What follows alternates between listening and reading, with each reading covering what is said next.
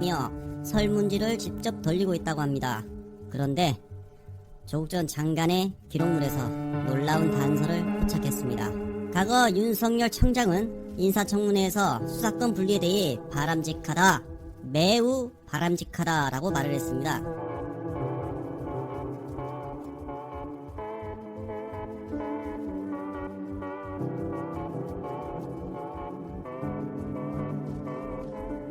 검찰의 직접 수사 기능을 점차적으로 떼어내서 분야별로 하나씩 떼어내서 수사청을 만들어서 수사권과 기소권을 분리시키는 방안에 대해서 어떻게 생각하십니까? 저는 아주 매우 바람직한 방향이라고 생각하고 있습니다.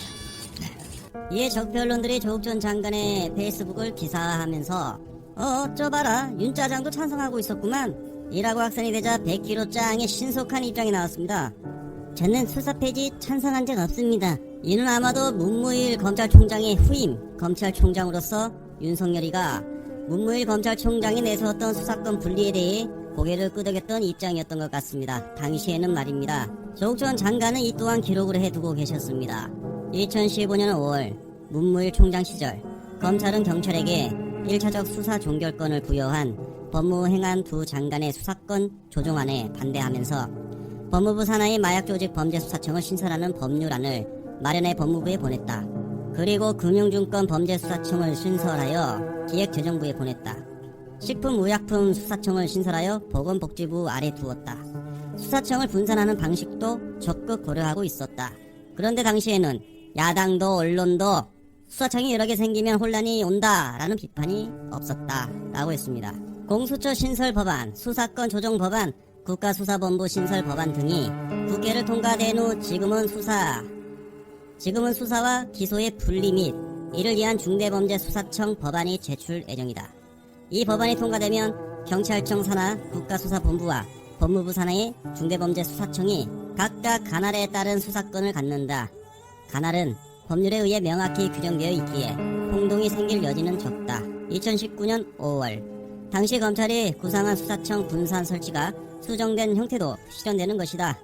물론 이 경우에도 기소, 영장 청구 및 이를 보완 수사 요구 권한은 검찰이 보유한다 라고 기록했습니다. 들으신 것처럼 2019년 문무일 전 검찰총장은 검경 수사권 조정을 반대하면서 마약범죄수사청, 금융범죄수사청, 식품범죄수사청 신설하여 각각 법무부와 기획재정부, 보건복지부에 두는 방식을 고려한 사실이 드러났습니다. 이 당시 어느 언론 하나 반대의 입장을 보이지 않았던 것이 좀 이례적이죠. 더욱이 윤석열 청장도 인사청문회에서 검수완패, 검찰 수사권 안전 폐지에 대해 매우 바람직하다라고 했습니다. 똥태섭의 질문을 들으신 것처럼 수사 분리에 관한 질문이 아주 명확했기 때문에 빼박인 답변이다라는 것이죠. 이미 검찰 수사권 안전 분리는 검찰개혁의 마지막 단계로 준비가 되어 있었던 것입니다. 끝으로 조국 전 장관은 이런 기록도 해두셨습니다. 바른미래당 유승민 대선 후보가 수사 기소 분리와 수사청 신설 공약을 냈을 때 언론은 침묵하고 있었습니다.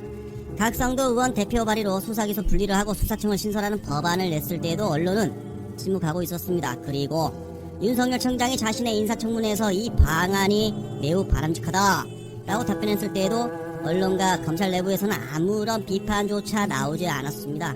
수사와 기소 분리가 검찰개혁의 궁극 목표임을 정파 불문 모두 동의했던 사안입니다. 그런데 더불어민주당과 열린민주당이 문재인 대통령의 대선 공약이기도 했던 이 분리 방안에 대해서, 법안에 대해서 실제 실현하려고 하자 모든 적폐들이 난리를 치며 비판을 하고 있었습니다. 다른 이는 몰라도 유승민, 박상도, 윤석열 이들은 이 실천에 감사해야 되지 않을까? 라고 정말 조국 전 장관 엄청난 핵뚜러뻥, 핵직격이 터졌습니다. 정치락은 앞으로도 조국 전 장관의 부활을 위해서 최선의 노력을 다하도록 하겠습니다. 우리가 조국이다.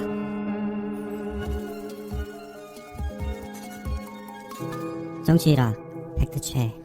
정광훈 같은 자가 목사로 불리면 대한민국 교회가 정말 잘못된 거죠. 자, 그런데 이 자가 오는 3.1절날 1000만 명 집회를 연다고 합니다. 이 사람이 또 툭하면 막 기자회견도 많이 열고 막 별걸 많이 해. 근데 정말 이해가 안 가는 건 뭐냐면 또 기자들이 가서 이 사람이 하는 이런 헛소리들을 막 이렇게 보도를 해줘요. 왜? 그게 우리 문재인 정부를 공격하는데 좋거든. 지들이 하고 싶은 얘기를 막 대신 해주니까. 그런 과정에 또 이런 얘기를 했답니다. 오늘 3.1절 문재인 대통령 사임을 요구하는 과정에서 윤석열 검찰총장이 문재인 대통령을 체포해야 된다고 막 난리를 치고 있습니다. 이게 정상인가? 한낱 목사 따위가 지가 뭔데 대통령을 모르겠습니다. 자기들 세계에서는 굉장히 뭐 자기가 무슨 누가 보면 정말 독재에 맞서서 민주화 운동이나 뭐 하는 것처럼 보여요. 왜? 가만 냅두잖아.